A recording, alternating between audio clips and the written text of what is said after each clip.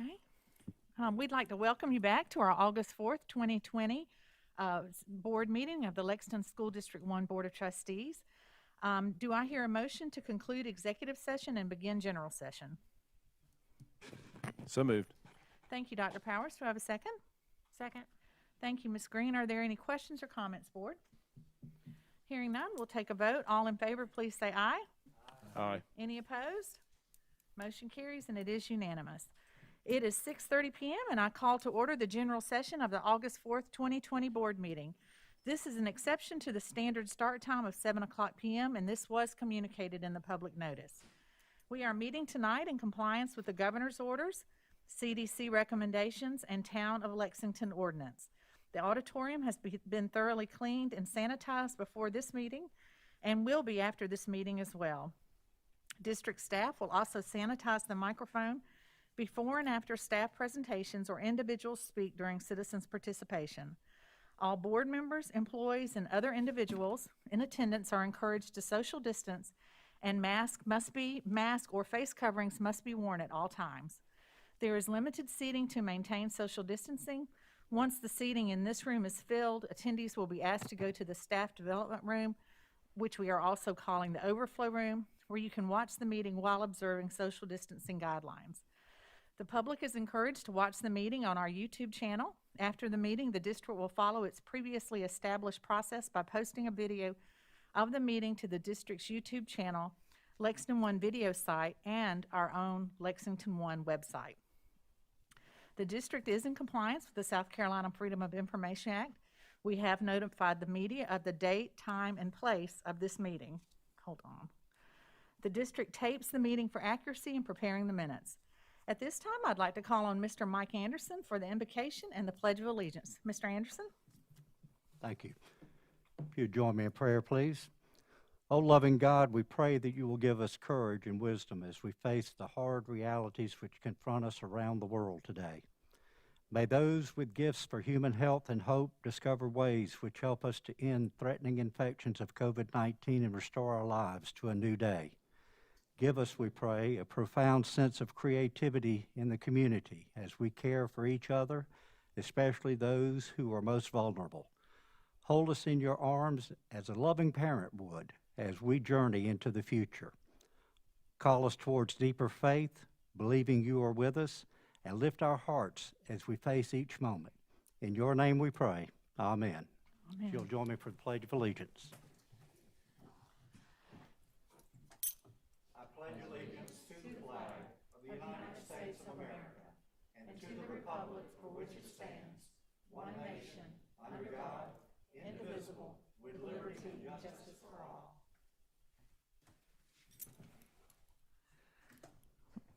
Thank you, Mr. Anderson. That was a beautiful prayer. Board, we're going to 5.0 now. Do I hear a motion to approve the agenda as presented? So moved. Thank you, Dr. Powers. Do I have a second? Second. Thank you, Ms. Green. Are there any questions or comments regarding the agenda, board? Hearing none, we'll take a vote. All in favor of the agenda as presented, please say aye. Aye. Any opposed? Motion carries, and it is unanimous. We're now on to 6.0, which are reports and action items from executive session. Do I hear a motion to approve 8 certified recommendations for the 2020-2021 school year?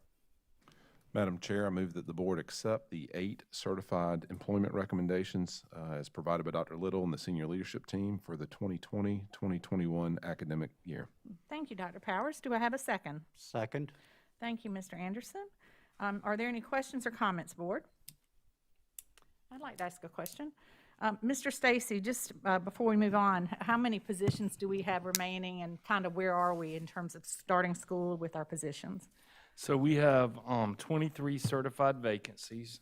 We're working with each of the principals in the schools to make sure that we can cover those vacancies by, we're actually, I don't want to steal the thunder from Howard later when he talks about the online academy, but the virtual academy is really going to help us a little bit with staffing because we can put more kids together in some sections. And so we've worked through that, but we're continuing to look. Some of those 23 vacancies are support staff type positions like guidance counselors or interventionist. We have an interventionist position that's open. So those are probably not as critical to fill at the moment as it is to have a teacher in front of the classroom. And this morning, we had a person in front of every elementary classroom that we have. So we felt pretty good about that. That's great. We continue to get resignations because of the COVID-19 and some questions about, virtual teaching and that kind of stuff. So we're continuing to work through that, and I feel confident that we'll be in a pretty good place once school starts. Okay, thank you, Mr. Stacy. Are there any other questions or comments for Mr. Stacy? I have one. This is Jada. Have y'all reached out to the ones that have resigned and asked them about their reasons and if they were for virtual, if they were interested? Yes, ma'am, we have. Everyone that has resigned, Kim Scott, in fact, she made a note. She told me on Wednesday, the 29th, she spoke to 3 employees by phone, and, they were not ready to jump into another obligation right now. The second one said it's a better decision for her to stay home and care for her family. And the last one said, in his exact words, "No, ma'am, I don't want to do that."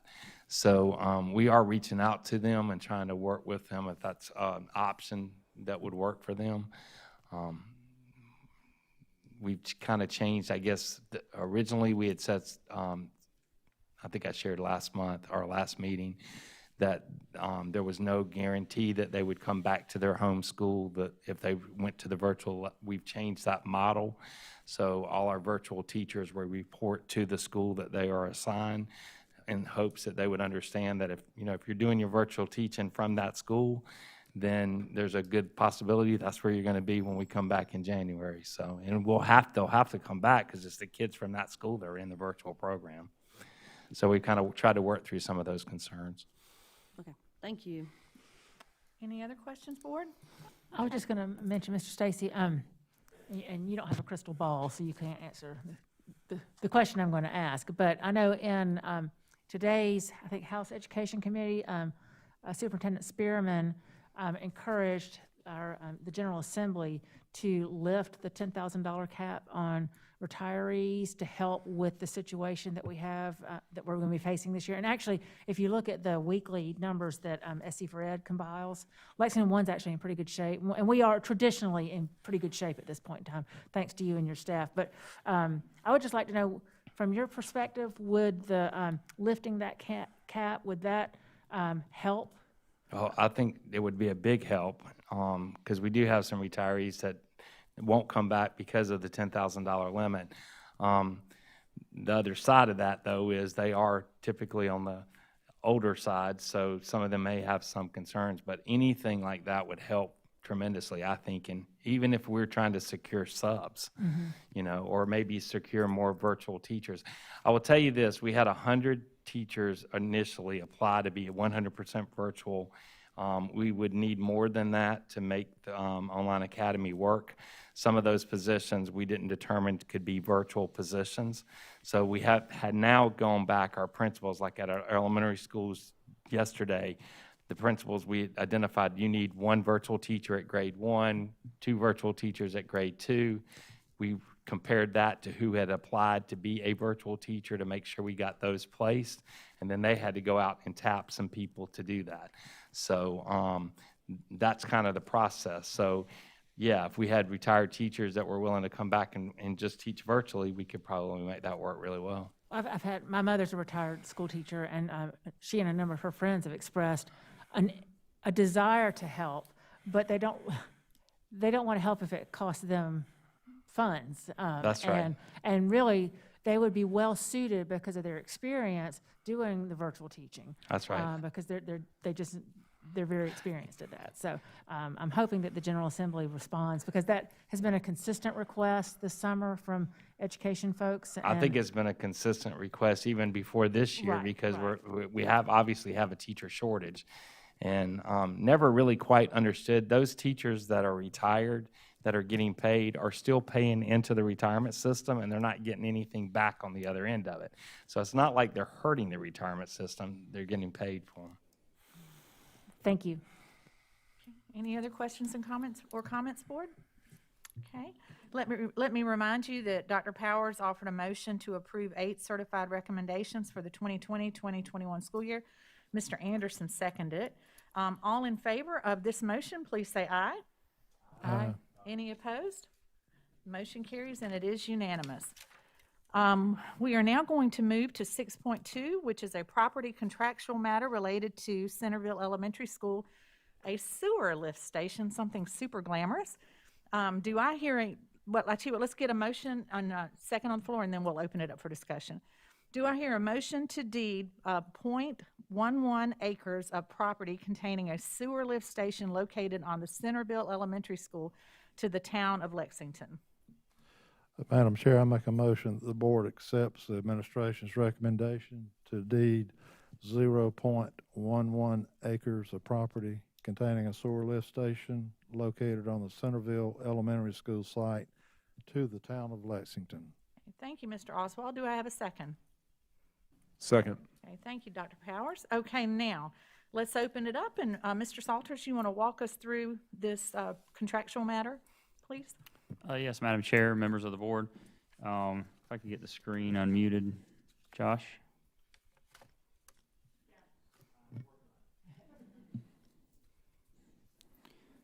There we go.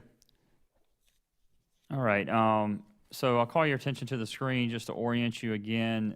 This is Lexington County GIS website, and this is the Centerville Elementary School site. So the school actually ultimately sits on this piece of property here as we look to open it just here in a few weeks. As part of our planning for this site and any site, we have to identify sewer connectivity, and in this case, we partnered with the town of Lexington to connect to the sewer that they had in the nearby vicinity. And we developed a lift station here, approximately in this area right here. And that lift station will serve Centerville Elementary School. But we also developed that with a longer range plan of hopefully in the future picking up our other Gilbert schools and tying them into that lift station and then ultimately into the town system.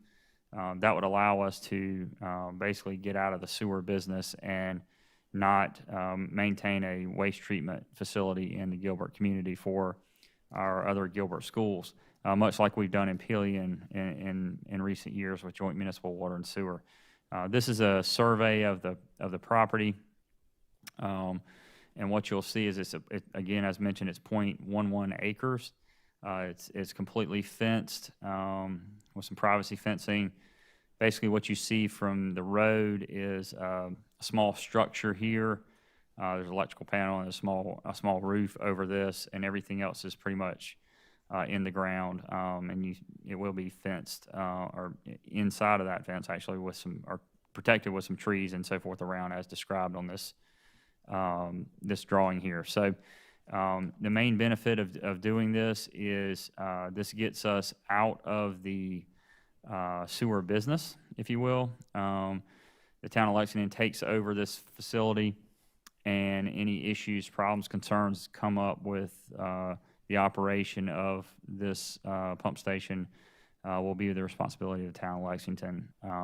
And so we won't get phone calls at 2 o'clock in the morning to go address a faulty pump or something like that related to this station. So it's a really, really good kind of win-win partnership for both the district and the town on an ongoing basis. So happy to answer any questions. Okay, thank you, Mr. Salters. Are there any questions or comments, board, for Mr. Salters? I think it's great, and it's exciting for Gilbert that they're tying into that sewer line, so it's a positive for everybody. Yeah, and that's that's something that we're obviously tying in here. We're working long-term on the other part of that project, but we'll keep going with it. This certainly enables that. Ms. Smith, I was just going to make a comment. I'm always surprised when I'm reminded at how much our school district does that's not just in the classroom. I mean, wastewater treatment, sewer lift stations, road improvements, traffic signals. There's so much under the ground that our school district provides to the community. And so I think this is another great example of that. Yep. We do that with good partnerships with our Yeah, other we do have good municipalities. partners. Okay. We have a motion from Mr. Oswald, a second from Mr. Powers, and board, as a reminder, this is deeding .11 acres over to the town of Lexington for a sewer lift station. All in favor, please say aye. Aye. Any opposed? The motion carries, and it is unanimous. At this time, I would like to ask Dr. Greg Little to step down, and the three people I'm going to ask to join him, if y'all would step down and social distance. I'd like to ask Mr. Anderson, Ms. Green, and Mr. Oswald to step down with Dr. Little.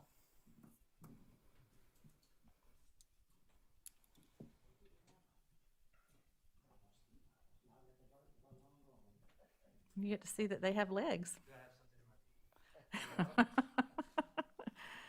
Okay, we're really proud of these three. The South Carolina School Boards Association recognized three of our board members, Mike Anderson, Anne Marie Green, and Tim Oswald, for their accomplishments during the association's 2019-2020 Boardmanship Institute. The Institute offers a year-round training curriculum which helps board members develop skills and stay up to date on state and national education issues. Each year, about 80% of board members statewide attend at least one training session.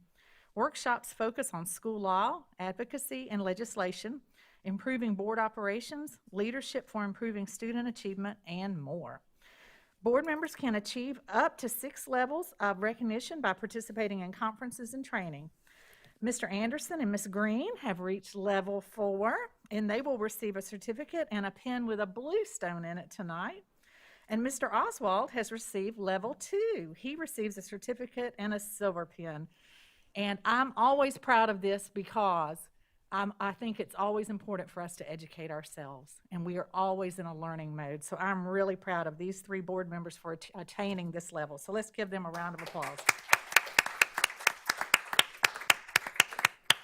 Okay. Yeah.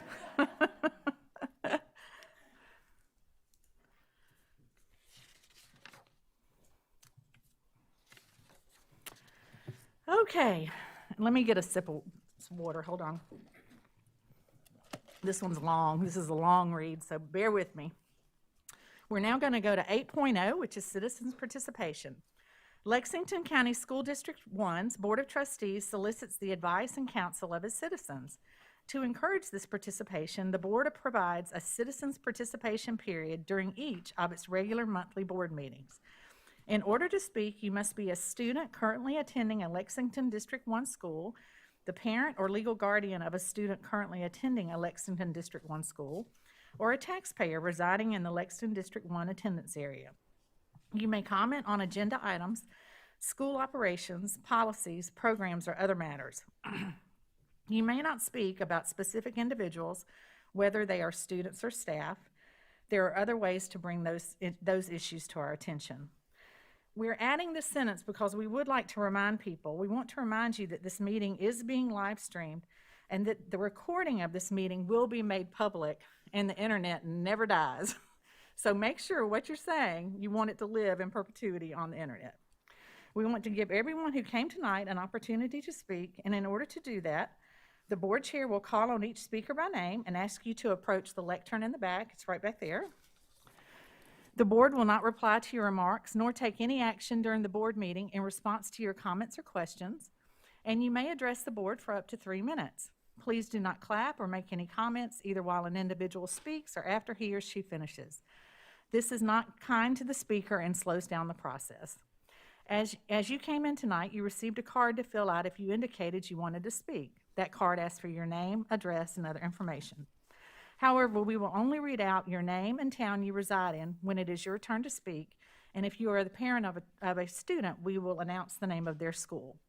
If you did not fill out a card but wish to speak, please hold up your hand and someone from the communications office will provide you with a card. Is there anyone else who wants to speak to the board? I just have one card tonight. Okay. Anyone who is uncomfortable addressing the board in person due to all of our restrictions with the COVID-19 pandemic, you may reach out to the board by email, telephone, or mail, and our contact information is available on the Lexington One website, and we always welcome messages from our community. At this time, I'd like to call on Ms. Lauren Ann Pellington. She wants to discuss how our plans are handled. She is a resident of Lexington, and she has a child that attends Pleasant Hill Elementary. Ms. Pellington? Good evening, board members, Dr. Little, district personnel. Okay, sorry. Thank you so much for allowing me to speak tonight. I am a mother of 2 boys at Pleasant Hill Elementary. We reside in that area. I also am a teacher at Midway Elementary, and I've been here for the past 3 years. We moved here in 2017 with no idea of what is the pandemic and how to handle it. I originally came here as a teacher because of it being Lexington 1. I wanted to come to you tonight wearing 3 hats. First, as a mother, I want to thank the district for working tirelessly. Sorry, I can talk in front of a classroom.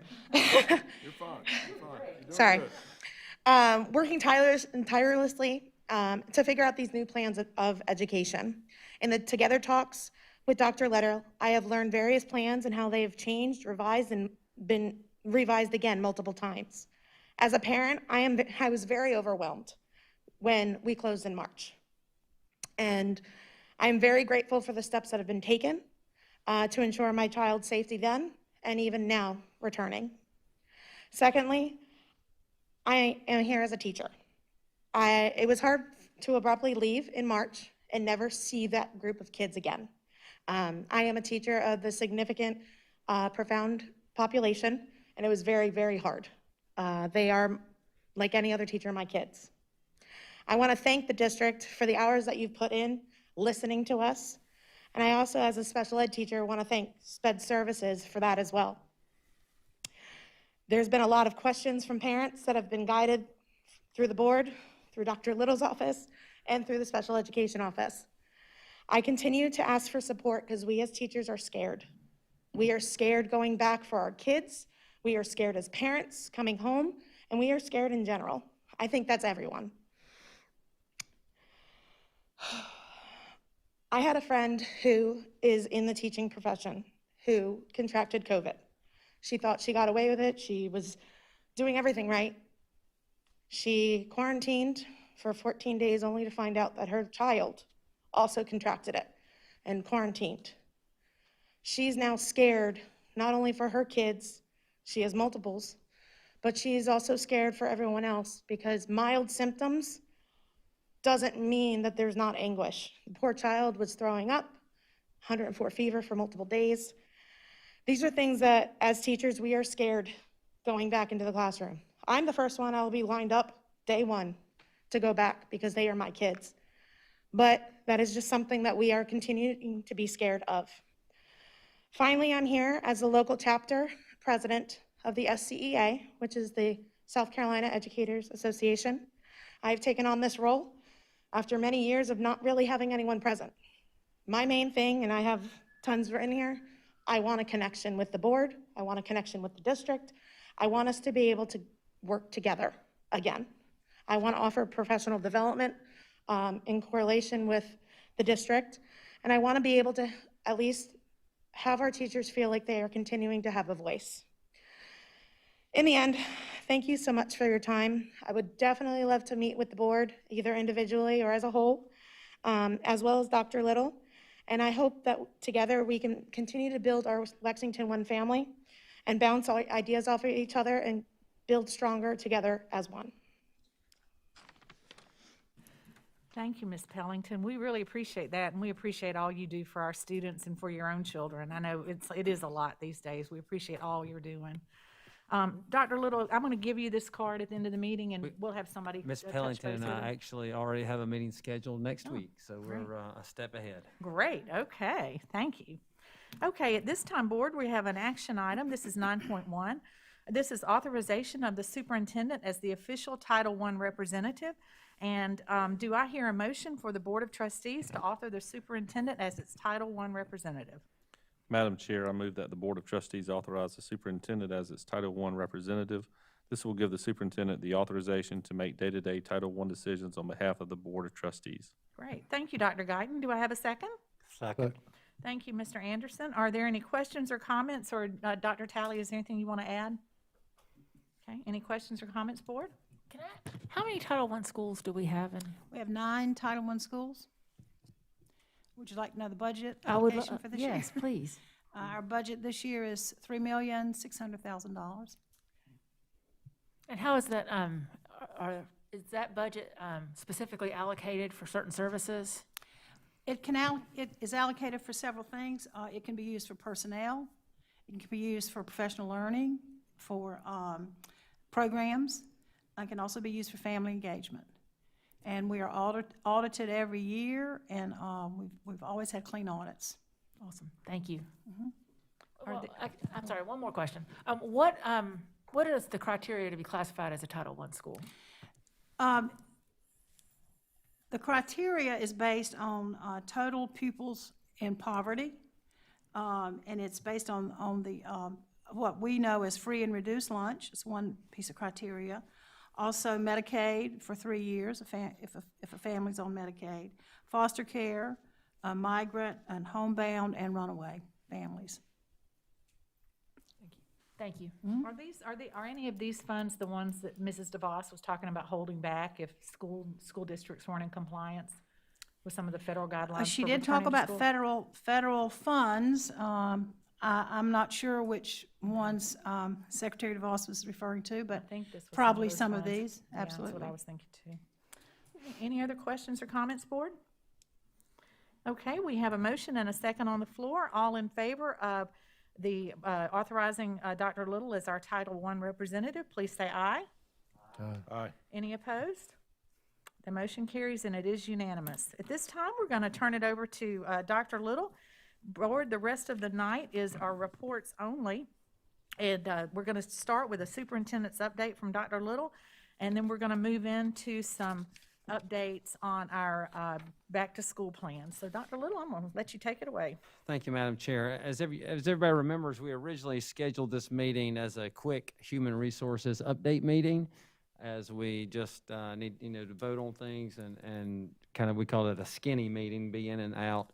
But we also wanted to take this time tonight to, again, provide updates on where we are over 2 weeks. Lots of work has been done over the last 2 weeks, and just keeping the board updated and providing an opportunity to ask some questions about where we are. So there's a lot going to come at you tonight, so I just wanted to go ahead and not spend too much time on my update. So we're going to start just very quickly with some brief things, and then you'll notice we're moving into very specifically about where we are on the Online Learning Academy, and some things about student safety that we want to talk about as well. So a number of things we need to just go over tonight and provide you some information. So Ms. Hill, if you would, just a quick update on where we are with communications. So board chair, Dr. Little, we've been busy, as you can imagine. The Stronger Together website is keeping us very busy as we create material, including videos, documents, information, or infographics. And we've been updating the webpage as we make changes to our plans. Over the last 3 months, that our homepage received 346,503 views.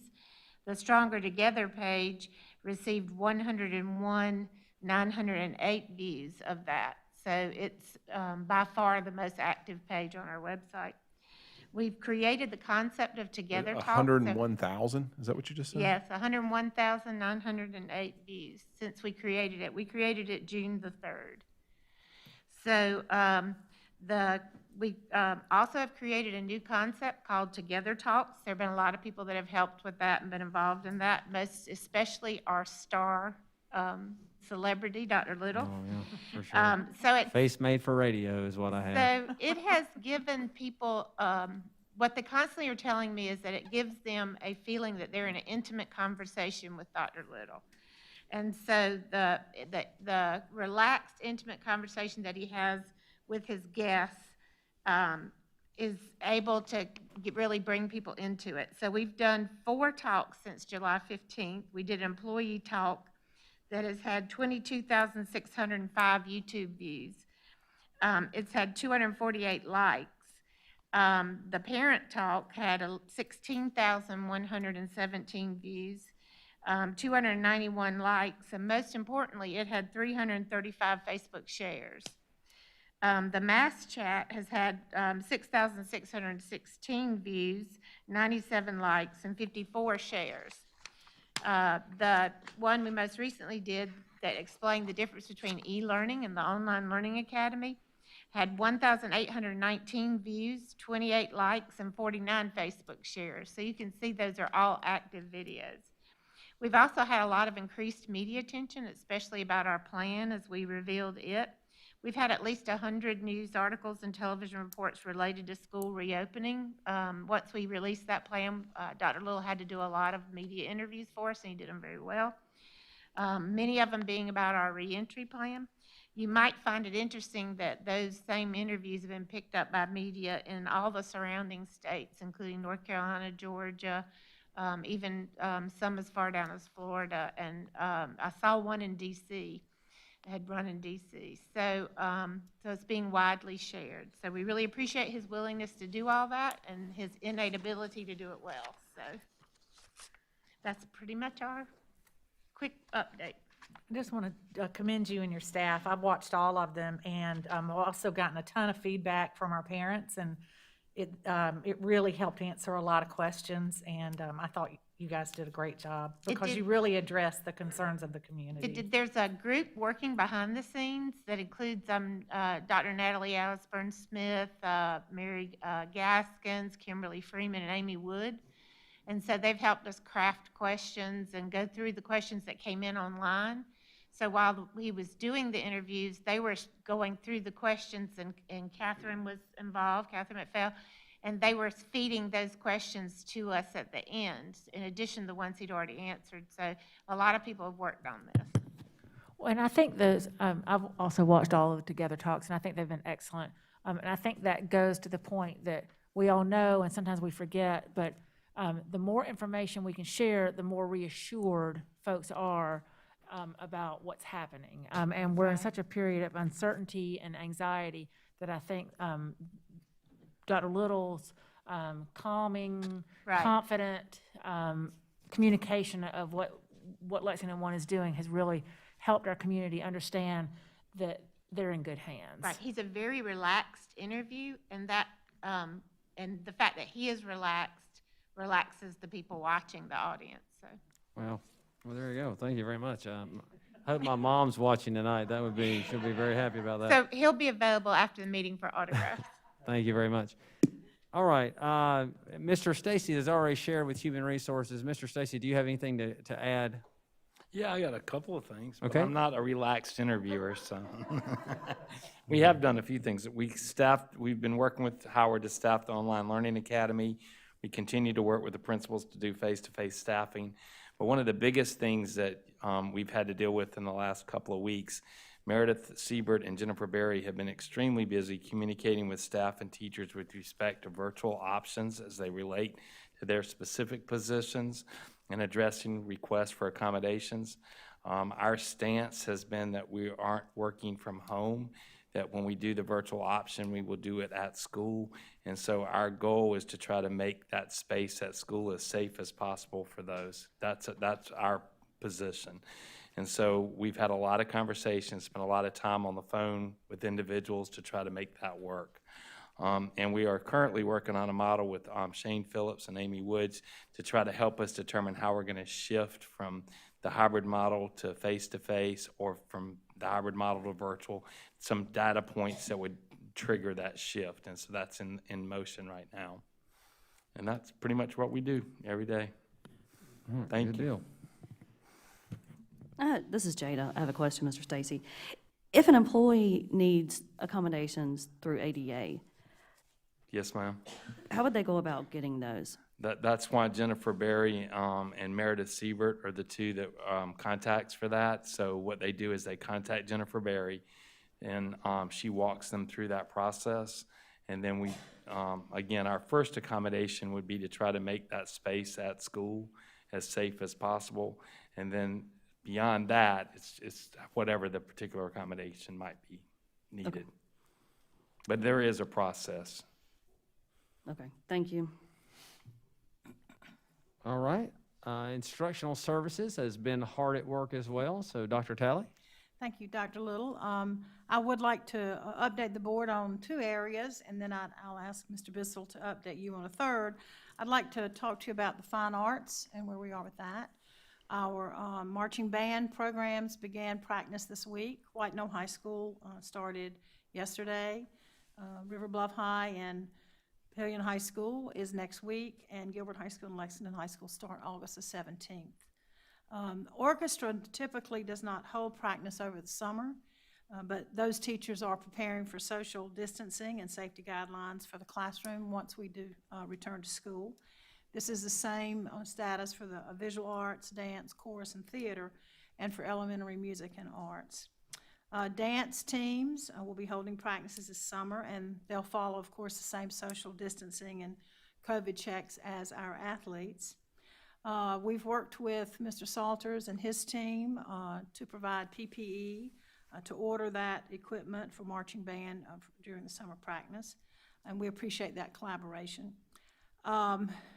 We have delayed, this is information for the board, we made the decision to delay 5th grade band and strings for first semester and start that back up in spring semester.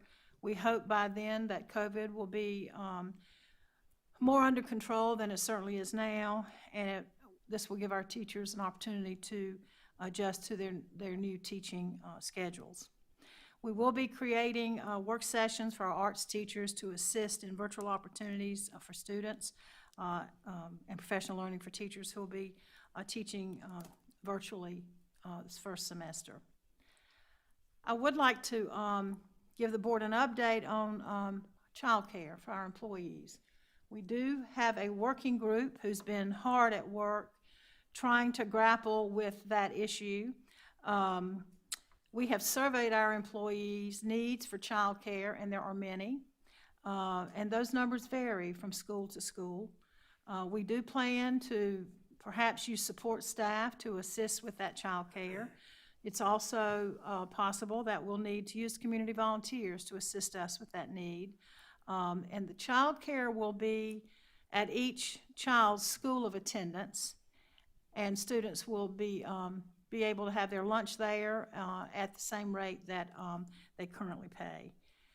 We also last week met with community daycares. Information was shared about our reentry plan and support that we can offer daycares in our community. Each daycare received a survey to share services that they provide, which we will be developing a resource to share that information with our families. And we'll also be offering sessions for our daycares on how we can help them help support students with e-learning. So that work continues, but that's the update on that. And speaking of virtual learning, I'm anxious to turn my time over to Mr. Bissell, who has done a yeoman's job of getting us ready for Lexington One Online Learning Academy. Howard's worked very hard, and he's had some help, but he's done a great job, so I'll let him tell you about that. Thank you, Dr. Talley. Madam Chair, members of the board, Dr. Little. Excited to give you an update on Lexington One Online Learning Academy this evening. I'll start with an update on enrollment by grade level. Currently, we have just a little over 6,700 students who have chosen the Online Learning Academy option for this coming fall semester. That breakdown by grade level is about 2,900 at elementary school, 1,800 at middle school, and about 2,000 at the high school. So these numbers have grown significantly over the past weeks, and we've been able to repurpose some support to meet the demands of scheduling and planning for the same start date as our face-to-face students. So, we're very fortunate to have worked with human resources in schools to have the support of a data specialist, assistant principals, a curriculum specialist, a counselor, and an administrative assistant, all coordinating with school-based leadership on getting this program up and running. Mr. Bissell, is there one attendance area that, are you seeing a pattern among attendance areas, like some attendance areas have more parents that have chosen that than others? Yes, ma'am. The White Knoll attendance area kind of sticks out. Right now, I don't have those numbers right in front of me, but the Carolina Springs, White Knoll Middle feeder pattern up to White Knoll High School seems to have a significantly larger number of enrollees at this point. Some information on the scheduling details and organizational structure by grade level in the academy.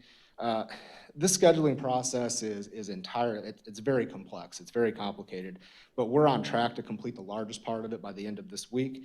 At elementary schools, our goal is to schedule students with teachers from their home school for their core and content-related arts, and at middle schools, we formed pods of middle schools, sister schools, if you will, to allow them to share resources and help us out with some of the scheduling complexities that are there. So our pods consist of Lexington Middle School and Meadow Glen Middle School in a pod, White Knoll Middle School and Carolina Springs Middle School, Gilbert Middle School and Peoria Middle School, and then Beechwood and Pleasant Hill Middle School. And within those pods, we're creating grade level teams in our core content areas made up of both teachers and students from both of those schools. And we're also working through the logistics of scheduling students in advocacy sections and exploratory courses. And by creating those pods, it allows us to leverage the FTE and share some of those students, and also give students some familiar faces, hopefully, when we're able to transition back into a face-to-face environment. At our high schools, we are taking students' existing schedules as they sit in Power School, and we're enrolling them in as many courses as we can based on the teachers that we have to teach them. There are a few things you have to consider when you're making a decision to offer a course online. You have to have the demand by the students, you have to have the teacher to teach it, and the course has to work in an online environment. Not everything transfers. In many cases, we're going to reach back out to teachers who indicated they're interested in teaching online so we can finalize those schedules. Our students are going to receive special ed, intervention, ESOL, and counseling services through their home schools, and we anticipate that we'll have schedules finalized by early next week. It's really important to us that we're providing a high-quality option for students. This is not just a patch for the time being. This needs to be something that's on par with the experience that we offer in our face-to-face classrooms. And so we are working really hard to give our teachers the support that they need to provide high-quality online instruction. Many of our teachers have been preparing for this fall all summer. We've got a robust catalog of professional learning opportunities they continue to take advantage of, and we're going to continue to offer those throughout the remainder of the summer. Really, all the way through the beginning of the school year, and continue to provide those opportunities for them to hone their craft and get used to what will be a new environment. This is going to prepare our teachers not just to use technology, not just to learn how to push the buttons or use a particular tool, but really more importantly to show them how to structure their online teaching in a way that's going to engage students and create meaningful experiences for them that's going to keep them coming back and keep them engaged in their learning. Building an online community of learners and really establishing healthy relationships with their online students is going to be a primary focus for us, for each of our teachers in each of our classes, and creating a relevant experience for our students in that online environment. Our model in grades K-8, it's going to focus largely on a regular schedule, providing consistency in structures, but also live video conferencing with students to introduce them to new skills and concepts. It's not going to be primarily an asynchronous or a recorded session or a set of materials that are provided digitally. It's going to be an engaging experience for students on a regular schedule. They're going to have opportunities to practice those things, receive consistent feedback from their teachers as they master them, and it's going to be really common for a teacher to schedule live conferencing opportunities with small groups of students based on their needs to help them along, as they consider the data that the students are producing on their learning progressions. And teacher feedback and support, it's really going to be a critical piece of that model. Same opportunities for high school. However, that's going to be a little more self-directed for high school. That's going to look and feel for high school students more like a traditional virtual school experience has felt for them. We have students that are taking online courses all the time at our high school levels. But we are still really going to focus on the teacher engagement, student engagement through teacher feedback and support. And they'll be enrolled in online courses and access a variety of instructional resources as they work with their teachers through those instructional progressions and those courses to earn high school credit. I'm happy to take questions, but first, I really have to take a moment to thank our principals, our assistant principals, and our teachers for their agility and collaboration over the past few weeks as we've shifted schedules and partnered to make this work. Also, our human resources team, our information technology team, Dr. Natalie Osborne-Smith, our instructional coordinators, and our online academy staff are just continuing to work long hours in service of our students and families. But I'd be happy to take any questions if you have them.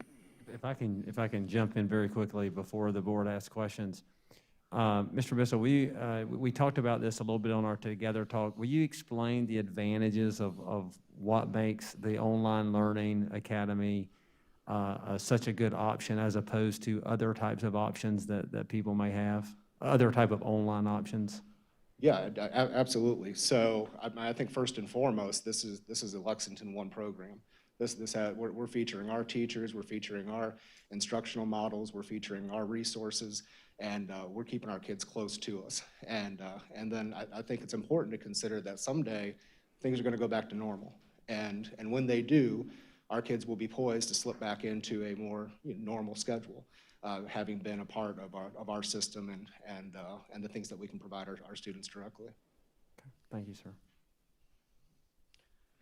So I've learned to repeat things. It sounds like K through 8th grade will be synchronous, and then 9th through 12th will be desynchronous. Is the primary model? I mean, there'll obviously be some synchrony in the 9th through 12th, correct? Yes, sir, absolutely. Everybody's favorite vocabulary words. Yeah, it's tough to say. Okay. That's right. And then obviously there's a lot of questions about the online academy, and obviously tonight's taping of this session we can steer our constituents to, but how else are we communicating to the community what the online academy will look like? We've posted a number of resources to the Stronger Together webpage. That's a great place to go and get some information. There's a number of different resources there that will talk parents through what a day in the life of an online student might look like at different grade levels, different expectations for parents, especially of younger students, an overview of what those instructional models look like, and then as well as the Together talk that really dug in on a number of different questions that have come up. At this point right now, I'm really excited to get these schedules finished, and so we can start to have some additional, more specific communication. I've had hundreds of conversations over the past few weeks, answering some very specific questions here or there about those schedules. I want to make sure that we have all the information right before we make it public, and so we're getting to a point we're very, very close to a point to where we'll be able to make some more specific information available to families. Thank you. How many students have we not heard from? That is an excellent question. I don't have that number. We can get it for you. Okay, thank you. I do know, I can tell you at this point, Dr. Phillips' office has compiled the data and then has shared with schools what their data is as far as responses go, and schools are reaching out to make contact with those students. There's one school in particular I checked with the other day. They were still looking for a response from about 30 or 35 students. I do have that data, if you don't mind, Howard. I No, can ma'am. share that with you, Sure. board. As of July 16th, we were unable to make contact with 54 students in the district. Great. Okay, this is Jada. I have a couple questions. Yes, ma'am. What is the life of Lula? Is this something that even after this is over with, that will still remain? Yes, ma'am. I feel like an online learning experience is really a modality that many of our parents and students are going to want moving forward. I think it's well established in outside of K-12 education, particularly in higher ed.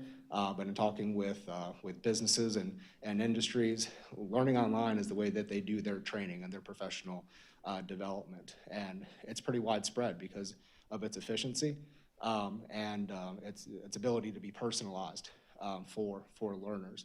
So I mean, I truly believe that model could be an option for students moving forward. It may not be for everybody, but I think exposing students to that environment, giving them the opportunity to work and learn more about how to manage themselves and self-regulate themselves and be more self-directed in an environment like that is definitely doing our families and our students a service before they leave us in our K-12 system. Thank you. I know you said professional development had been offered. How many teachers have taken advantage of that? I know many said that since they weren't getting paid for it, they were going to wait until their contract started. So I was just wondering how many have taken advantage of it to this point. Yeah, I don't have that number off the top of my head. I know that we've been maxing out some sessions over the past month. We've actually had to work with our IT department to lift the participant cap on some of our Zoom meetings so that we could get, closer to 400 people in there. We have people in waiting rooms after 100 people had signed up for it pretty quick. So, I mean, I think it's being taken advantage of greatly. I'm sure I could get some numbers for you if you need specifics. Okay. And this may not be a question for you. As far as our virtual teachers, they'll be teaching in their classroom at their assigned school. Will they have other duties assigned to them? No, ma'am, really the way that this is going to work best is for them to be able to focus on their caseload, their students that they're working with online. I know that there's the potential for that to happen while being there in their building, and I think that's another step in a series of conversations that we need to have with schools and with teachers, and really just talk about what's going to be the best scenario for students and what's really a brand new environment for us when we're coming back in the fall. Howard, we have made the decision that if they're a virtual teacher, that they will not have duties before or after school. We made that decision maybe day before yesterday, so we've communicated that to principals. And somehow it got out that they were going to have to do duties as well, but that's not the case. Their numbers, the virtual numbers, especially at the elementary school, are going to be a little bit higher than they would if they were doing face-to-face. So their responsibilities to the kids are going to be a little bit more, and that's how we offset the duties and responsibilities outside. Okay. As far as instructional assistants, will those be pulled from the classrooms to act as subs? From like in elementary, Right. like kindergarten? Well, the kindergarten instructional assistant will be with the kindergarten teacher, and they'll be doing those jobs. One of the things we are going to have to do, and we're going to have to think through this, as part of what the model plan was for auxiliary staff, is we got to think about, in the past, what we've done with substitutes is how school secondary teachers could come in during their planning time and cover for a teacher that was absent if we didn't have a sub. That won't happen this coming year because if you think about the hybrid model, the A cohort's in class face-to-face, the B cohort is going to have there's an expectation for that classroom teacher to have contact with that B cohort during that day, which is during their planning time. So we can't ask them to cover classes and also do that at the same time. So we've told principals they can't count on teachers, like classroom teachers, to do substituting if we don't have a substitute. So what we got to think through is like all hands on deck. We got to think through who are the people in your building that could cover classes if we didn't have a substitute. Now our goal, our hope, is that we're going to have substitutes because typically the reason we were short on substitutes last year is we do a lot of professional development during the school year, during the day, and a lot of times the PD substitutes really tap into our pool. So we're not going to be doing that way first semester. So our hope is that we will have a pool of substitutes, 200, 300 substitutes that we can count on to sub for teachers when they're out. But recognize that at some point we may have to have a last minute sub come in. We don't have the substitute. Somebody's got to cover that class. So we need to have a plan for who in our building can cover that class on that particular day. And then beyond that, and I've talked to Central Services about this today, SLT is going to look at their staff on Monday and try to identify some people that if a school got tapped where they didn't have anybody there and we needed somebody on the spot, they can call up here and we'll go out like we did that day when SC Ed did their thing. We went out and substitute. Well, we can do that too. I mean, everybody's going to be all hands on deck so we can meet the needs of kids. Oh, does that mean that board members can help sub as well? If you want to do that, I guess Yeah, I we know they could. did on SC for Ed Day. Yeah, I think that would be fun. Thank you. I'm We'll up for tap that. into that. Okay. Let's see here. I think a couple of the other questions I have, I'll just wait until a couple of these other reports are done. But thank you. Yes, ma'am. Any other questions or comments for Mr. Bissell? And Ms. Garris, I was just going to comment, there are some legal things with a board member subbing for pay. We can't do it for pay. I really want to help because of the situation that all the school districts are going to be in. So I've applied to be a sub in Lexington 5, just because I feel like if I'm helping one school, then I'm helping all schools. And so that's something to consider, is maybe signing up to sub in another district. And, maybe encouraging some folks that in other districts to apply to sub in our district. There's just a whole pay for, because we're ultimately the top of the food chain. And so we can't work in the district for pay, but we can work and help in other districts. So that's an idea. Do we have a policy that says we can't work for pay? I know teachers can't receive pay as It's board members. an ethical thing. Okay, I just know during the SC for Ed Day, I know a couple of y'all subbed in the classroom. So even if it was on a volunteer basis, I wouldn't mind doing it if we were allowed to volunteer as subs. I've got sub training. I've been in the classroom. I'd be glad to go back in there. Well, I'm sure Lexington 3 and Lexington 5 would love to have you. Yeah. And I think that if we are committed to helping, I think that we can help in other districts, and I think that's a big gesture. So.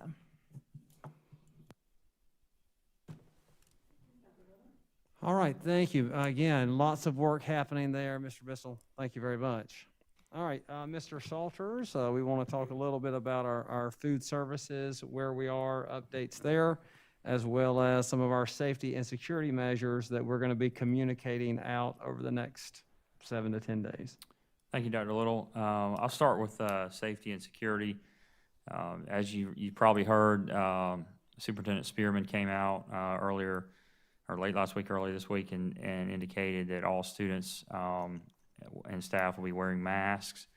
And so we've been preparing for that, I guess, for a couple months now. And so we have purchased masks for students. We purchased masks for staff.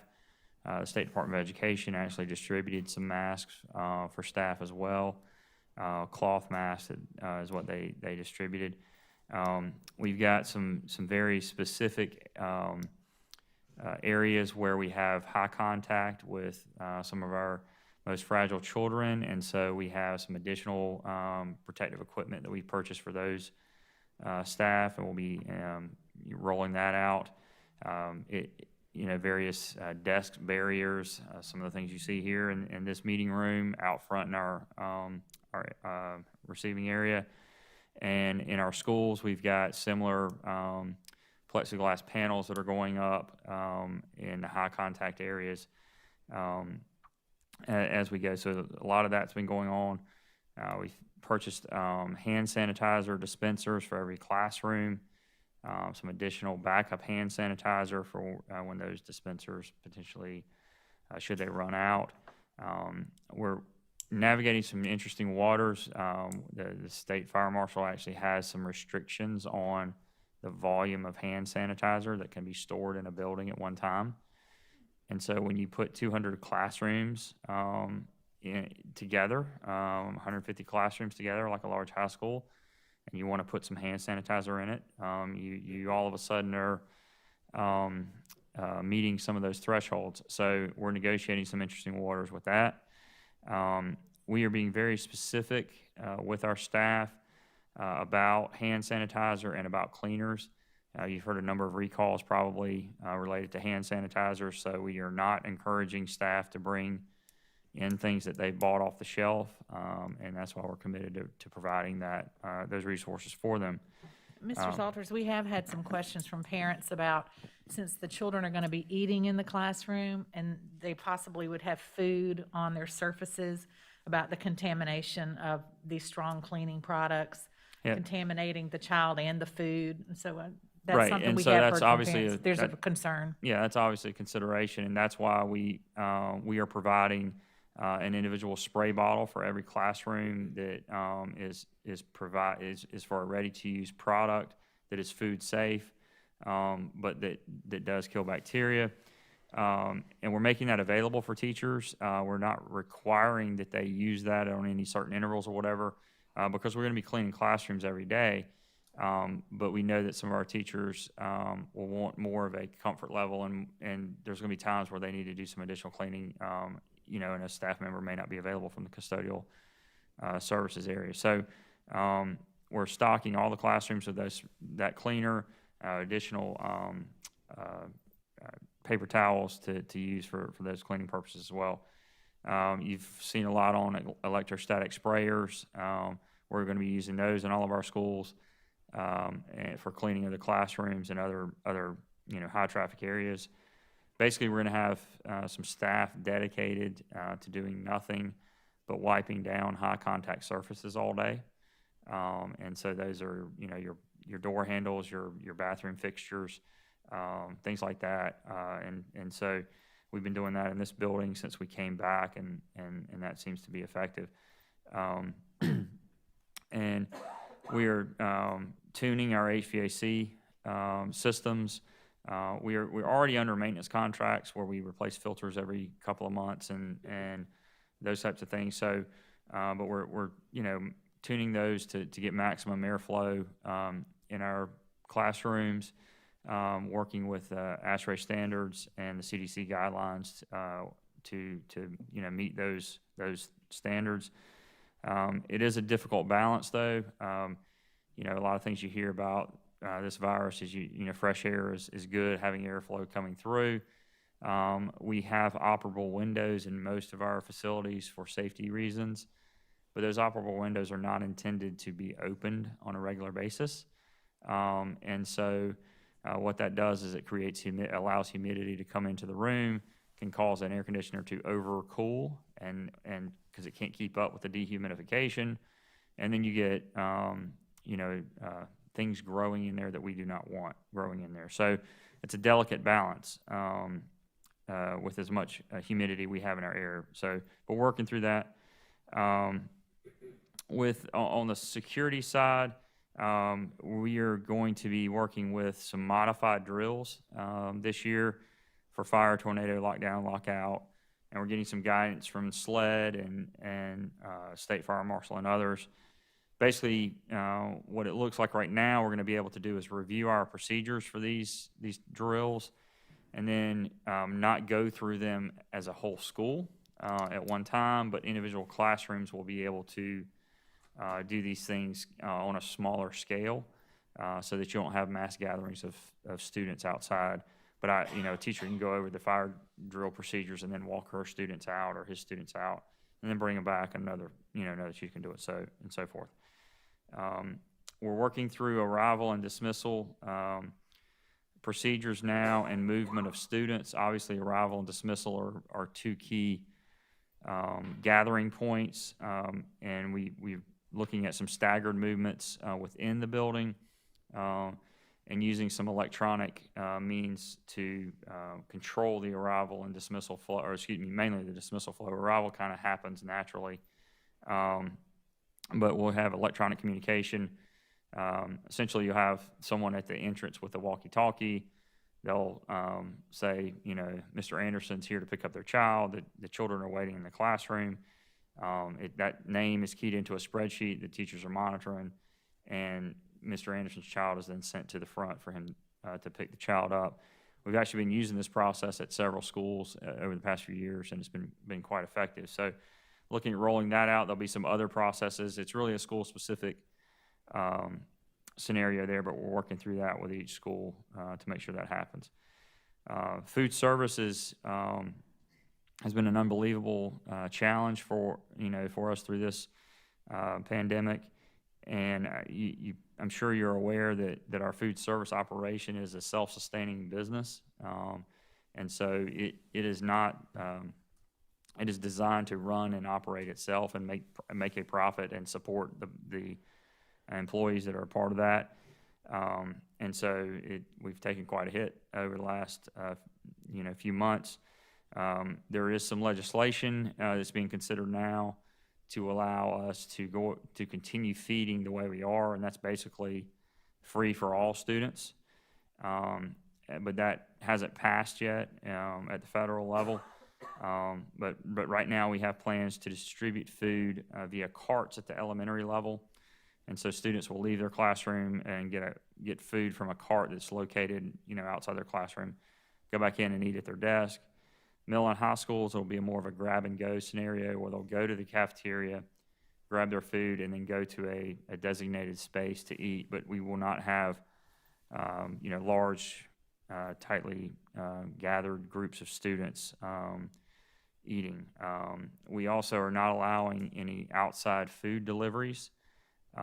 Over the last few years, Grubhub and Uber Eats and some of these others have become quite popular with students to have food delivered to their offices, and we're not allowing that. And that really ties into the idea that we're trying to minimize outside traffic into our buildings, and so only visitors that have a bona fide reason for being in the school are going to be allowed to come into the school this year. So we're really trying to focus on minimizing outside contact coming in. So we are also looking at being able to feed our virtual students, and so that likely will be a model where they similar to what we're doing now, where food will be prepped, a number of meals will be prepped, and they can come by the school and pick up those meals during a certain window of time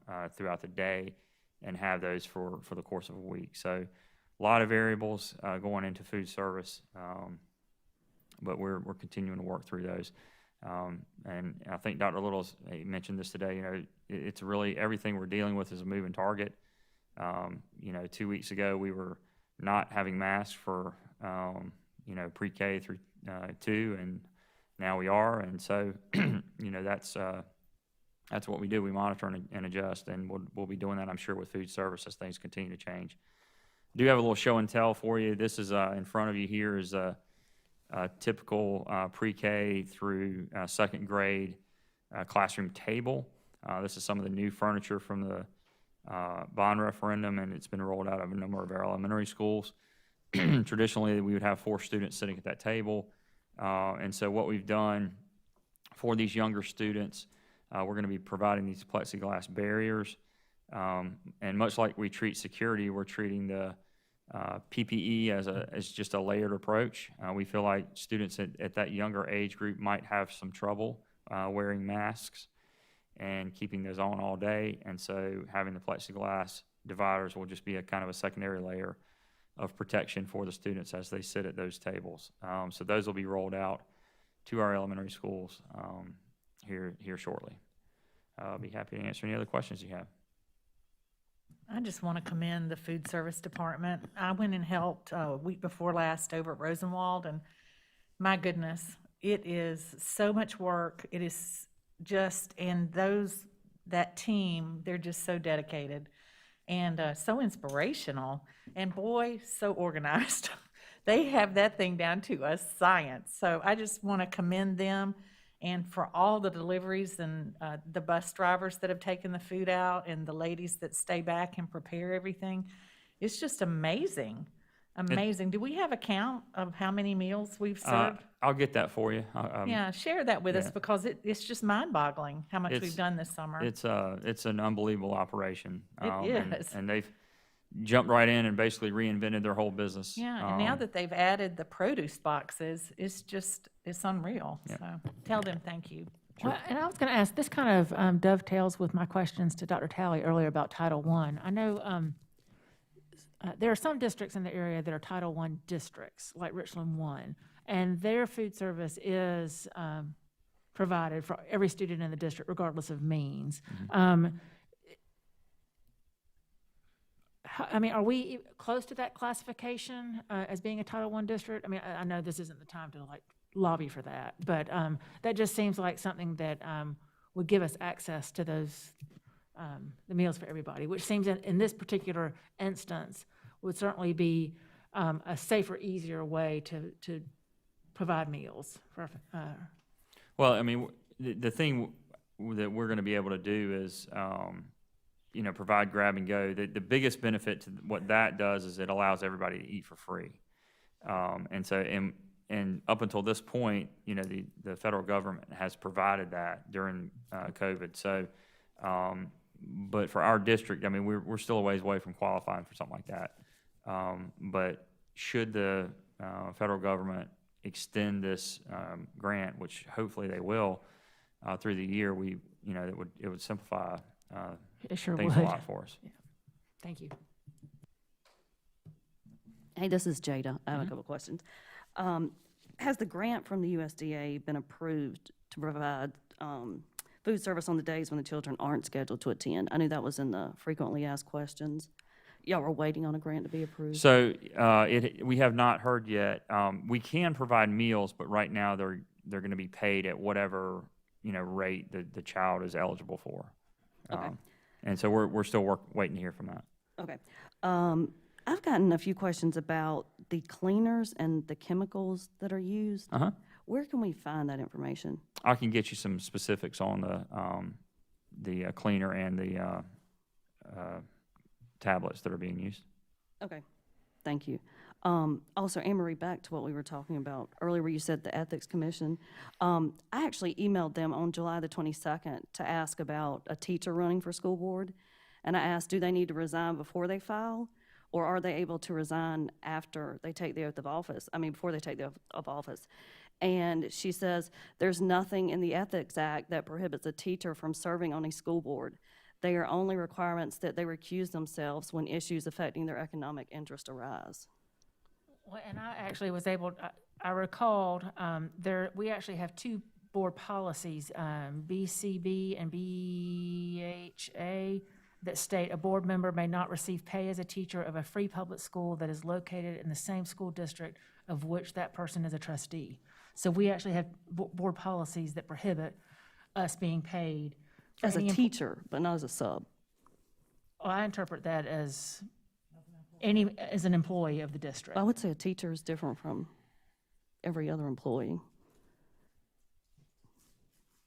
I think this just precludes any compensation. Yeah, I think the reason being, if I can jump in on that, is because we determine the pay, and we would be our own boss, and that's just a really strange alignment.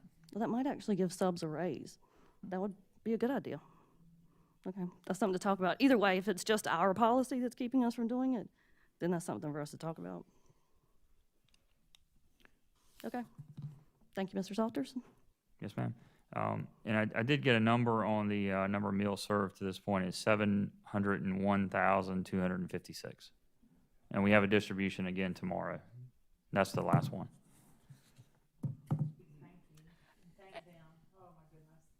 I'm sorry, but I'm just going to clarify one more time.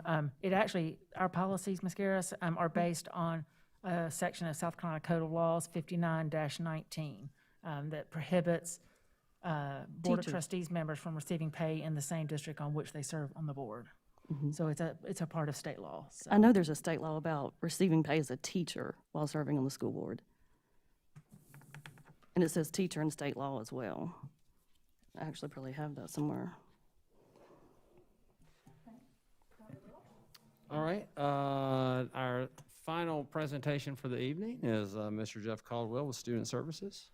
Not our final presentation of the evening, but as part of this particular section, it is our final presentation. Thank you, Dr. Little, and let me start off with an apology for keeping my hand to my face. For some unknown reason, my mask broke moments ago, so I apparently have too much face for this mask. And so... It's that handful of M&Ms you keep on. Thank you for that. Everybody hold your breath, get that mask off. Thank you. Now, if this one breaks out, I may just go ahead and exit stage left. That's what I say, Mike. You can't get off that easy. We got too many questions. Thank you. I was asked to give an update on a couple of things. I'll start with athletics. You may remember from, I think, a June presentation that I made that the high school league is developing a 3-phase process for athletic reentry. We began phase 1 on June the 15th, awaiting phase 2. It's my understanding that phase 3 would be a back to normal, full competitive schedule. We have not begun phase 2 yet, but on July 23rd, the high school league rolled out phase 1.5. to begin on August the 3rd, which was yesterday, and we have done that. We had meetings with all the high school and middle school athletic directors. The differences are minor. Basically, for the fall sports, they increased the number of participants and coaches in any one spot from 10 to 16. They allowed some closer than 6 feet drills, like a handing off of a football or pass plays and that sort of thing, but the students have to be masked. Weightlifting can be done with spotters, but the spotters stand at the end of the bars instead of over the top of the participants. So just, again, very, very few changes. Have no time frame for phase 2.0 or phase 3.0, but that's currently where we are with the athletic reentry. I will tell you that Lexington 1 proposed to the high school league a plan that somehow became dubbed the Lexington 1 plan. It was not the Lexington 1 plan. It was a plan proposed by Lexington 1. And it basically, we were requesting a flip of the athletic schedule, where the lower risk sports like baseball and softball would be played in the fall, and the higher risk sports, wrestling and football, would be played in a spring, probably in a January, a spring 1 time frame. That proposal was rejected. We appealed that proposal. There was an appeal held on July 22nd, I believe. And after about 2.5 hours, the appellate panel decided to table that decision until at or around August the 10th. That would be following a 2-day training session that they're having today and tomorrow. And so we proceeded with that, but then we later withdrew that request. And the reason being, we felt that if this plan were approved, and we didn't know if it would be or not, but if it were approved on or around August the 10th, that was just too late in the summer to ask schools across the state to change their entire athletic competition schedule and have baseball and softball and those sort of things in the fall. So we, again, have withdrawn that for the betterment of Lexington 1 and all school districts, because, again, we just felt like it was just too much to ask in too short a period of time. If it were June, we may have pursued it, but it being mid-August, we felt it was in everybody's best interest to withdraw that. As far as the next thing I'll talk about is what we're calling a student safety pledge, and Mr. Salters alluded to this earlier. Molly Spearman has required that all students and staff wear masks on buses and at schools at all times. Prior to that declaration last week, we had already developed a pledge that we were planning on, and still plan on, having our students and parents sign for the face-to-face instruction. And basically it is a pledge saying that if I'm coming to school face-to-face, I will adhere to certain standards. I will follow good hand sanitizing regimen. I'll stay home if I'm sick. I'll do all those things that we've been preaching all summer and all spring long about COVID-19. But the real emphasis is that I am pledging as a student to wear a mask at all times. And may I interrupt for just Yes, one second, yes. Mr. Caldwell? This was actually a suggestion brought by our own Ms. Green. And we followed up on it And immediately. this was one of her suggestions earlier on, and I think thank you, Ms. Well, Green. the state superintendent finally caught on and decided that it was worth doing that. So realizing that we have other options for students, if they don't want to wear a mask, then they could certainly be a part of the virtual learning academy. We also recognize that there will be students who, for some medical reason or some behavioral reason, aren't able to wear masks. And our remedy to that is we would refer those students to a 504 determination team or an IEP team if they already have an IEP. And then that team could decide if we need to make an accommodation for masks, meaning that they wouldn't have to wear one, or perhaps they wear a face shield instead of a mask. So again, our thought was to start at grade 2. The state superintendent has said all students, so we're looking at all of our students, and we certainly recognize that a 4-year-old or a 5-year-old is going to have a much more difficult time wearing a mask than a 10th grader. So we will work through those processes, and it is not our intent to make students go to a virtual environment, but certainly if they just absolutely do not want to wear a mask, and that's part of the pledge, then that is an option that will be made for them. The last thing I want to talk about is transportation. And just as a quick background, The survey results that we received recently indicated that the survey that parents filled out, whether they wanted virtual, they wanted face-to-face, they also indicated whether they wanted to have transportation to school. And looking at those surveys, about 15% of the parents who responded have requested morning transportation. About 24% chose transportation for the PM, and PM is just about always greater than the AM. We usually have about 60% or more students who ride the bus each day. So our numbers were much, much lower than we anticipated, and that is a good thing. And in fact, from Howard, Mr. Bissell's presentation, the number of students who have chosen virtual education has risen since the last time I looked at these numbers. So the more that go virtual, obviously the less that ride the bus. So we're looking at a much smaller cohort of students who are going to request to ride the bus. At the same time, with the mask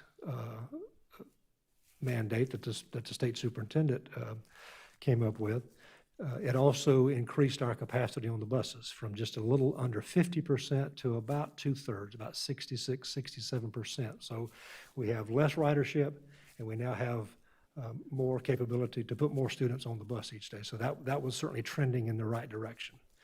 So with that in mind, well, actually not in mind, but at the same time, we were getting feedback from our administration about the proposed bell schedule, particularly from the middle school. So because the middle school started at 9 and it ended at 4:15, and it was the latest dismissal in the district.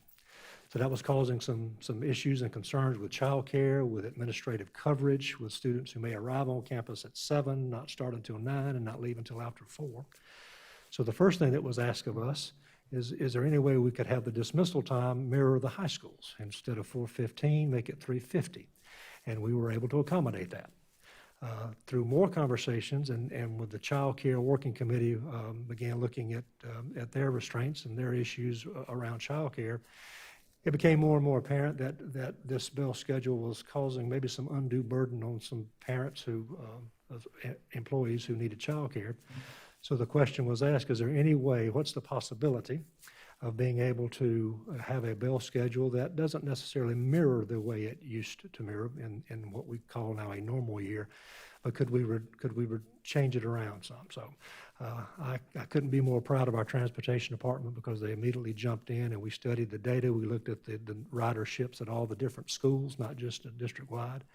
And what we've been able to do is we did not change the elementary bell schedule at all. It begins at 7:50 and ends at 2, which is a little later start and a little earlier dismissal. We have been able to change the start time for the middles and high schools to 8:30. It was 9. And the dismissal time is now 3:20 instead of 3:50. So if you look back in time, historically, that's pretty close to what a regular bell schedule is like in a regular year. We purposely did not change the 2 o'clock dismissal. That's a little early for elementaries, but we are staggering the dismissals, and Mr. Salters alluded to that earlier. And because we're doing that and we're having to stagger the students on the buses, we just felt like we needed that extra time, particularly this first semester, to make sure we can get those kids loaded properly and taken home before we start the middle and high routes. So again, the bell schedules will be 8:30 to 3:20 for middle and highs, and the elementary remains the same, 7:50 to 2 o'clock. And I think that is all I have. I'll be glad to answer any questions. Any questions, board? Thank you. Board, let's just take a minute. I just want to take a minute and finish, and I want to thank them and the teams that are working so hard on this, and let us just thank Absolutely. everybody. I just wanted to come back to a data point that Dr. Talley shared earlier, I believe off Dr. Guyton's question. I think, Dr. Talley, you shared a different data point that answered a different question, so I just wanted to come back. You talked about we had not met with 54 students. I think that number is the number from the spring that we did not engage with over the spring virtual learning experience. Is that correct? 'Cause it's more than 54 students that we haven't heard from as we are logging, or as we're gathering data for the fall. Is that correct? I just want to clarify that. What I was responding to was what we had to submit, Dr. Little, to the state. The students since March, we had made we're not able to Gotcha. contact. Okay, so I wanted to clarify that, but I Yes. think, Is that Dr. not- Guyton, you may have asked a different question, and I just wanted to make sure that Yeah, we so answered your question. I guess my question was more, and thank you for the information, but my question was more directed at, okay, of our 27,000 students, we've had 6,700 who have enrolled in virtual. Have all the other ones said face-to-face, or is there a cohort where we don't know yet, and therefore we're going to have to default them into, Yeah, I hybrid apologize, yes. versus virtual? So the answer I gave you is the wrong answer to your question, but to your question, we are still trying to reach out to students who've not responded. Also, we probably have students who are in Power School who have withdrawn from our schools and didn't tell us. So we do have some of that. I don't have a number for you, Dr. Guyton, and If I I could add to apologize that, for if you giving don't the wrong mind, answer. because I've been watching the numbers as it relates to transportation. The survey closed, I think, a week ago or so, and at that time, about 88% of the families had responded. So that, if I do my math correctly, that's about 3,100 students that we have not heard from. Yeah, I like the 54 better. Well, I love Let's get in the car, we can go figure this out tonight. Having said that, I don't know how many of those 3,100 have been contacted yet, but I do know this. When the survey closed, about 6,500 families had chosen virtual. Mr. Bissell reported at 6,700, so we know at least 200 have, and I feel certain that many more of those have been contacted. But we are working towards, touching those families as well. I even factored in, what if all 3,100 chose to come face-to-face and chose transportation? What does that look like? And we're still in the 30% range for buses. So I even factored that in, knowing that the likelihood of that is almost impossible. But just in case, what it would look like, and we're still well under where we are. And as one other point, the 54 last count from the State Department was down to 34. So we have 34 families from this summer, or from this spring, that we have been unable to make contact with. So that's. I'll add one more data point to get that even more confusing.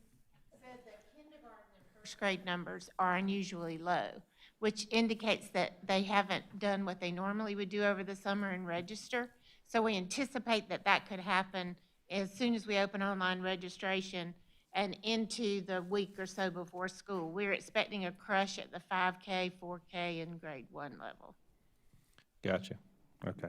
And Mr. Caldwell, to your presentation regarding student services, student safety, those kind of things, I think one of the things we haven't really discussed or talked about, and I just pulled the data from, this is from DSS's website. The week of March 16th through March 22nd, the Child Protective Services, the intakes were down 46%. That was first week. 44%, 55%, 33%, 46%. I mean, these numbers range anywhere from 40 to 55%. And so, I think while we can all agree that any plan we come up with is not going to be ideal or, absolute, our schools are our #1 safety measure for children. And the data clearly points to that. And so I certainly appreciate, what everyone has put into this. It's definitely been a labor of love and hardship and sacrifice across the board. So, those are big numbers. Those are important numbers to remember. So, that's kind of the backbone, I guess, to a lot of this. Yes. So, thank you.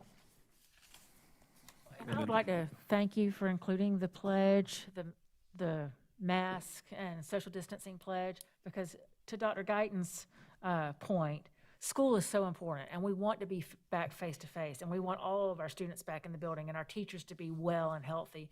And that's going to take all of us working together, and that includes the students working with us and the parents working with us, because we're not going to accomplish this if we're not all committed to taking care of each other. Dr. Little has hit that time and time again, and this is a time for us to, lead with humility and sign the pledge and model the behavior for our children and model the correct behavior for our neighbors, because this face-to-face, back-to-school thing is only going to work if we do it the right way and do it together. So, thank you.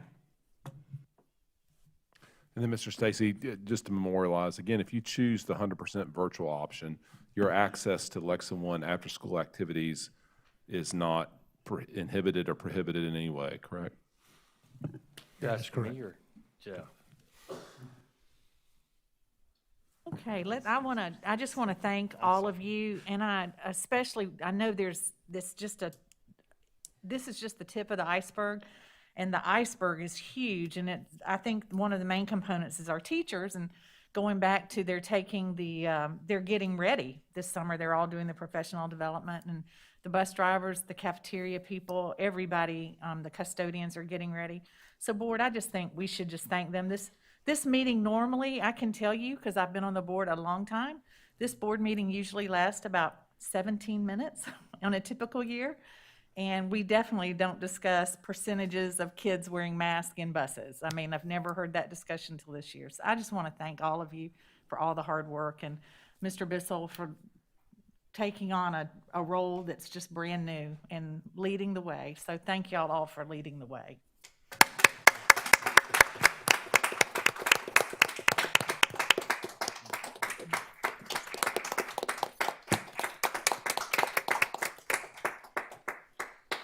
Okay.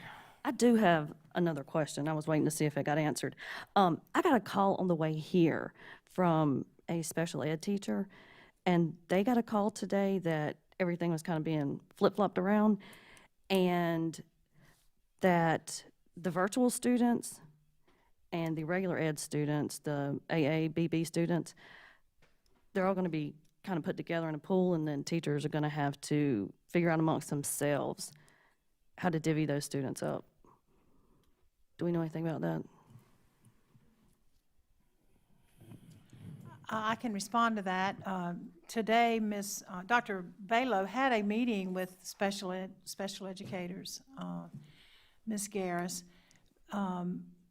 What we're trying to do is still look at our schedules, and many of our special education parents want their children who are going virtual to have the same teacher they've had in the past.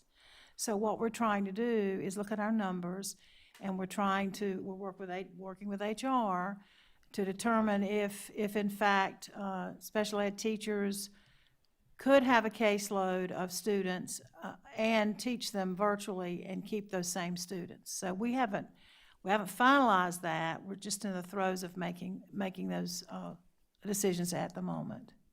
But we haven't made any final decisions. Okay. Thank you. You're welcome. At this time, Dr. Little, is there anything else you want to add to that category before we move to 10.3? No, Madam Chair. Thank you for your patience for the amount of information we have tonight, and we will provide the board another update on the 18th. Great. Oh, can we get some of this in writing as well? Like the reports that were given tonight? We'll certainly. Yeah. Well, yeah, but I took down some numbers and stuff, but it'd also be good if we shared this with the community. I mean, these are like very good numbers that we had, good data. We are sharing, I think, a number of this. I'm going to turn that over to Mary Beth Hill. And we just weren't given anything besides the agenda before the board meeting. So that was, I've been sitting up here trying to write as fast as I could. So, Ms. Garris, much of this information is on our Stronger Together website, or will be shortly. In addition, remember, we're videotaping this, and so any of the public can watch this at any time. It's out there for them to watch, rewatch, which many of them do, evidently. So that's also helpful information. If there's something, though, you'd like, let us know, and we'll get it for you. But we are making every effort to make sure. In fact, there's a tweet scheduled for first 7 o'clock in the morning, because we figured 9 o'clock at night was a little too late, actually a text message. So we've been tweeting from here, but I have a text message scheduled to go out first thing tomorrow morning to give the link to the new schedules so that people can see their elementary, middle, and high schedule. We thought that too important to go out tonight and perhaps get lost. So we're texting that out first thing in the morning at 7 a.m. Okay. I just know some students don't have internet access, and I know some that have That's why- hotspots and, You're exactly right. That's yeah, why we, limited data, so they can't sit here and watch, a Right. meeting for an hour and a half just to get little tidbits of information. well, Thank you. that's exactly why we've started texting some of this, because we were getting some of that information. Thank you. All right, thank you very much, Madam Chair. That is the end of We're my now going to move report. to 10.3, which we're going to discuss the Title IX policy, and I believe we're going to turn it over to Mr. Stacy and Board. This is for information only, so Mr. Stacy? Thank you, Madam Chair. The U.S. Department of Education issued new and revised Title IX regulations in May 2020. The new regulations are focused solely on sexual harassment in educational institutions and do not impact existing regulations on other Title IX topics like athletics or single-sex education.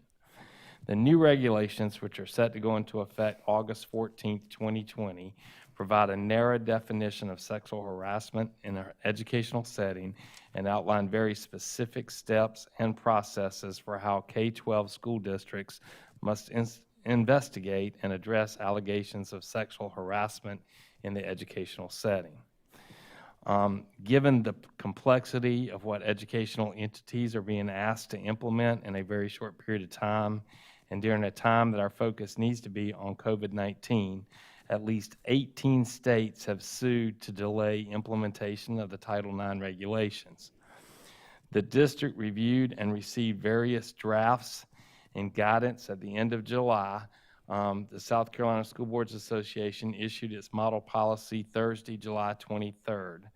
So the South Carolina School Boards Association policy would be considered a replacement policy to our existing student and staff sexual harassment policies. And we've had various attorney groups that recommend that we look at this as a standalone policy. So Halligan, Mahoney, and Williams, Duff, Freeman, and Lyons, Meredith in my office, all think that we probably want to look at this as a standalone policy and not replace our current sexual harassment policy for staff and the one for students. The reality is that the regulations are complex and burdensome. One of our obligations is to conduct training for relevant staff. So we have a 3-hour Title IX training for the district and school administrators that'll cover the basics on August 12th, 2020. We anticipate that we can use the training to obtain a deeper understanding of our Title IX obligations and make a sound policy recommendation to you when we bring a policy to you for first reading on August 18th, 2020. A standalone policy would allow us to outline our Title IX obligations while keeping a policy on sexual misconduct that doesn't meet the higher Title IX standard, but that we as a district would want to address and stop on the front end. Title IX has a narrow definition of sexual harassment and includes quid pro quo, sexual assault as defined by the Clery Act, or crimes under the Violence Against Women Act, or conduct that is so severe and pervasive that it denies equal access to an educational program. And our current standard, the words is severe or pervasive, and that one word, or and, is a big change. And so basically, under Title IX language, a single act of misconduct would not be addressed as sexual harassment unless it's quid pro quo or a crime. And what we want to do is we want to be able to report and address misconduct before it gets to that point. And so the example that was given to me by Meredith was that, if a coach looked at a young lady walking down the hall and said, "Oh man, you look really sexy in that outfit," that might not raise to the standard of a Title IX harassment complaint, but that would be something that we would definitely want to address. And so that's the idea. So I think what we're going to do is when we go to this training on the 12th, we'll get better information. We'll bring to you a Title IX policy, but we'll know whether it's going to be the standalone policy as recommended by our attorneys or whether it's going to be a replacement policy that models the School Board Association. Either way, we're going to have a Title IX sexual harassment policy, and we're also going to try to address sexual misconduct at a lower level. So that's coming August 18th, and I look forward to sharing that with you. And I think, Mr. Stacy, one of the things is that law has passed. And so even if our current policy that we have tonight does not match that law, the law supersedes that policy. and we would adhere to the law and we would bypass the policy, because the way this rolled out, it has been so fast. And to be honest, we haven't gotten enough information. I know Ms. Siebert's working on that. We haven't gotten enough information to gel that policy. So the law takes precedence. Am I saying that correctly? That is correct, Well, and it's actually, I'm sorry, it's actually like an administrative rule, not a law, right? And I would say to you too, again, 18 states have sued. Yeah. There could be an injunction that would delay the implementation beyond August 14th. But, and Meredith thought that we would hear something on that yesterday or today, but we haven't. But just the background on this thing, it's really about colleges. Right. And it's really about students in college with professors, and that's where this is coming. And it really involves a lot more people. Like, we'll have to have a Title IX coordinator, an investigator, a decision maker, and then an appeals person. And so it really is very specific about what you do at each level.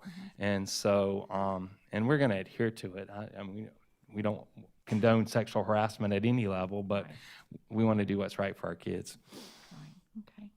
Thank you. Thank you. Any questions or comments, board, regarding that? I guess stay tuned, right? Yes, ma'am. Okay, we are getting to the end. We're now to 11.0, which is items for board information, and board, we don't have any tonight. And 12.0 is adjournment. Do I have a motion to adjourn? Motion to adjourn. Thank you, Mr. Anderson. Do I have a second? Thank you. Oh, Mr. Oswald beat you. I have a motion and a second. All in favor, please stand up, and we are in adjournment, and thank y'all for everything.